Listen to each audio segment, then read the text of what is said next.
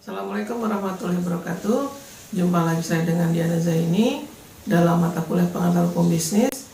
Saat ini saya akan menjelaskan materi tentang tanggung jawab sosial suatu bisnis. Kita lanjutkan dengan materi tersebut, bahwa sebagaimana sudah saya jelaskan sebelumnya, di dalam kegiatan yang ada, pihak perusahaan atau produsen sering timbul adanya satu dispute atau sengketa atau konflik kepentingan antara pihak perusahaan dengan pihak lainnya.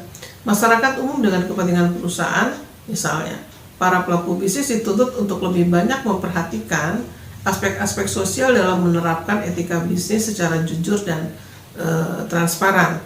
Konflik kepentingan antara bisnis dengan kepentingan masyarakat akan selalu muncul, sehingga kadangkala sulit untuk menyelesaikannya. Oleh karena itu berlakulah hukum yang akan diterapkan di dalam penyelesaian sengketa tadi.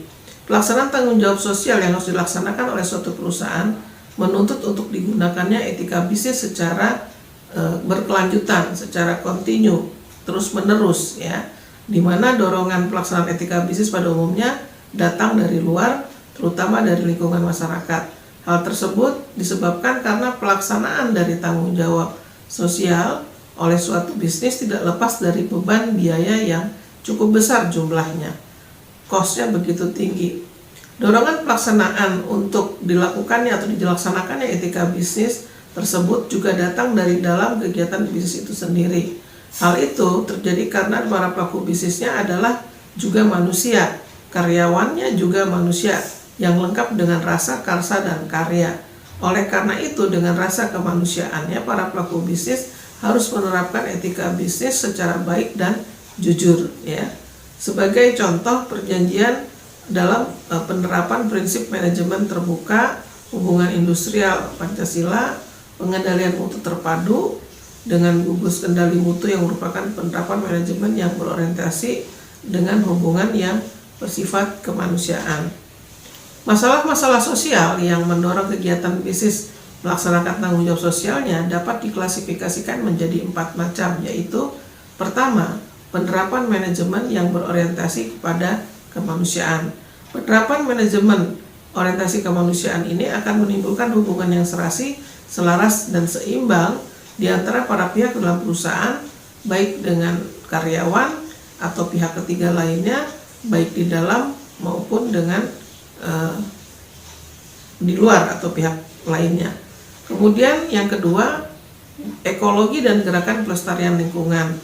Nah, dalam pelaksanaan kegiatan bisnis yang banyak bersentuhan dengan ekologi lingkungan harus mempunyai tindakan preventif terhadap rusaknya ekologi lingkungan sebagai akibat dari kegiatan perusahaan. Misalnya penebangan hutan secara liar, penangkapan ikan yang berlebihan, kemudian limbah pabrik industri, timbullah polusi udara, dan lain sebagainya. Sebagaimana kita ketahui, banyak kasus yang sudah diberikan sanksi yang tegas terhadap perusahaan-perusahaan yang berakibat pada timbulnya kerusakan ekologi di wilayah sekitarnya. Misalnya, saya berikan contoh, belum 2 tahun yang lalu adanya kasus salah satu perusahaan fast food, ya, yang dilakukan gugatan class action atau gugatan secara beramai-ramai oleh masyarakat setempat karena menimbulkan bau yang tidak sedap, ya, di dalam udara yang di sekitar perusahaan tersebut, sehingga akhirnya diselesaikan secara non litigasi, ya, tidak masuk ke pengadilan. Yang dibuat secara non litigasi ada mediatornya, yang pada akhirnya diberikan kesepakatan bahwa para masyarakat yang menggugat secara class action itu diberikan pembayaran ganti rugi, kalau nggak salah itu per kepala keluarga 50 juta rupiah, ya. Kemudian si perusahaan juga diberi sanksi dengan sanksi yang tegas dengan konteks bahwa perusahaan tersebut harus membuat AMDAL yang lebih baik sesuai dengan SOP AMDAL dari Badan Pelestarian Lingkungan, ya. Jadi banyak, belum lagi kasus-kasus lainnya yang sudah banyak terjadi di Indonesia. Kemudian yang ketiga, adanya penghematan energi. Penghematan energi ini dasar pemikirannya adalah bahwa sebenarnya energi seperti minyak itu energi yang tidak bisa diperbaharui, ya, tidak terbarukan, sehingga itu harus adanya efisiensi seperti batu bara, ya, sumber daya alam lainnya, ya, seperti minyak, batu bara, tembaga, emas itu tidak dapat di sumber daya alam yang tidak bisa diperbarui atau tidak terbarukan, ya. Oleh karena itu harus dilakukan efisiensi, ya, baik problem jangka pendek maupun untuk problem jangka panjang. Nah, oleh karena itu harus benar-benar dijaga supaya sumber daya alam tersebut tidak hilang di 20 atau 30 tahun ke depan. Jangan sampai anak cucu kita di 20-30 tahun ke depan nggak tahu yang namanya batu bara, tidak tahu yang namanya tembaga, dan lain sebagainya. Salah satu penghematan energi antara lain misalnya satu kantor di hari Sabtu itu libur, sehingga adanya hemat energi listrik di setiap hari Sabtu. Dalam satu bulan ada 4 minggu. Oleh karena itu sangat didukung oleh pemerintah adanya libur perusahaan di hari Sabtu, ya. Kemudian keempat, partisipasi pembangunan bangsa.